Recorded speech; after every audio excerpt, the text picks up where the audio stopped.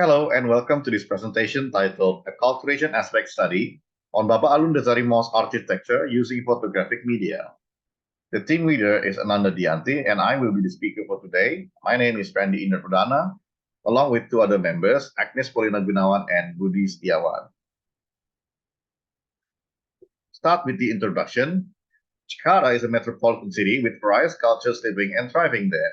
In this city, the capital city of Indonesia, variously urbanized people from the regions come to Jakarta to seek a better life, which comes along with economic boom and meaning migrants are coming in. Based on Setara Institute's Jakarta tolerance rate, Jakarta currently ranks as 40th out of 92 cities in order of index of tolerant cities in Indonesia back in 2021.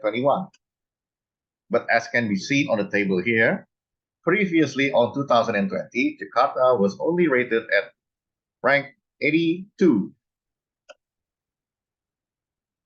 The coming together of different cultures will, of course, have its own implications on the dynamics of life in Jakarta. And one of the factors considered is the comfort of living and level of tolerance between different beliefs and cultures.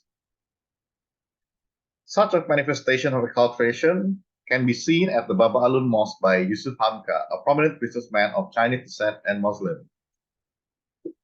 At Babah Alun Mosque, we can also see the architectural elements and interior decorations typical of architectural buildings. As for the photographic media, we will be using the Fujifilm X-H1 camera. Our methods for this journal is based on two things. First are the literature review, and the second one is visual ethnographic methods.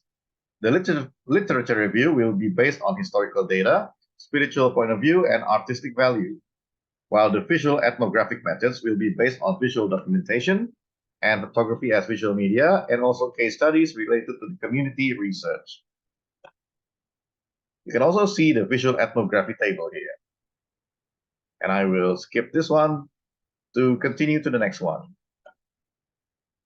The first literature review will be based on the history of Muslim Chinese culture acculturation in Jakarta City and its development. Based on Parlindungan's quote on 2007, the population has been very heterogeneous in Jakarta. The social heterogeneity is marked by the diversity of ethnic groups that inhabit Jakarta and their social and cultural status.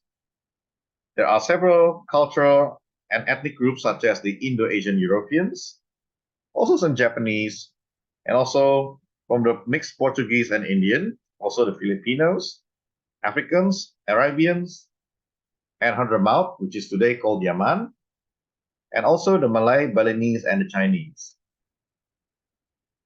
These groups, especially the Chinese, lived in Batavia, and most of them came from southern China. For a long time, they were the most important residents of towns like Sunda Kelapa and Banten. They comprised of majority of foreigners from Asia in Batavia and numbered 5,000 among the 45,000 inhabitants of Batavia between 1730 and 1740. The conversion of Peranakan Cina to Islam also increased after the mass Chinese massacre in the 1740. Therefore, the Dutch banned the Chinese from entering the fortified town of Batavia. When they became the Muslims, they entered the city of Batavia as Muslims, since it was not forbidden for Muslims to trade in the city of Batavia at the time. They lived in the Islamic community of Batavia with their own foreman from 1776 to 1838. In 1828, the group system was abolished so that Peranakan Muslims were controlled by officials in the Chinese areas of Batavia. The contact tax was abolished, and therefore the Chinese descendants to Islam has declined. Around 1780, Peranakan Chinese Muslims lived outside Glodok to the east at Kebonjeruk between Old and New Town of Weltervreden. Since can be seen today, some of the historical houses of the Chinese locality can be seen even today. The basic architecture of typical Chinese buildings can be seen here, including stage 4 Hangtu Terrace, and also color plays an important factor according to the Chinese philosophy. The statement from Mugiono states that red symbolizes the fire element, represents joy, hope, luck, and happiness, and green symbolizes the wood element or mu, which symbolizes growth, longevity, and immortality, while yellow symbolizes the earth element or tu, which represents strength and power. Black symbolizes the element of water, se, which represent despair and death, and white symbolizes the metallic element or qin, which represents sadness and purity. Based on Su's drawing here, he quoted that the following explanation is to describe the characteristics of traditional Chinese architecture, which generally consists of three main elements, namely the stilt floor, which is a raised floor above the ground, and wooden pillars and wooden beam structures and curved roofs. Next on our literature review is basic division of parts and architectural elements of the mosque in Java. By the standard, there are several elements of a Chinese mosque, which is a minaret, a tower located near or built into the structure of the mosque, and then a dome, and the third one is the mihrab, and then the fourth one is the mimbar, and the fifth one is the mosque ornament itself. Now here is our research findings. A field survey of this research has been conducted on the May 29th and 2023. Field reviews were conducted and all photo documentations were also conducted as well. Our research findings included the architectural analysis and Chinese decorative elements applied at the Babah Alun Desari Mosque. Here you can see some of the elements here, such as the platform or chechi, and then the porch stairs, and then the two or round column, and then the chuang panmen or two wooden doors of the same size, also the kanchuang or low window, and the last one is menbo or menwan, door symbols or knockers.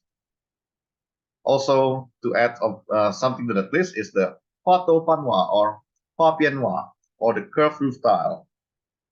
The second one is the pai or hanging name board, and then the third one on the right is the red color. You can also see the red color is widely used here, which is applied to the column and connection structures. And the bottom one, you can also see the roof tile or wa. You can also see here that the green color is widely applied to the walls and roof, while the yellow color is mostly applied in decorative ornaments as an accent.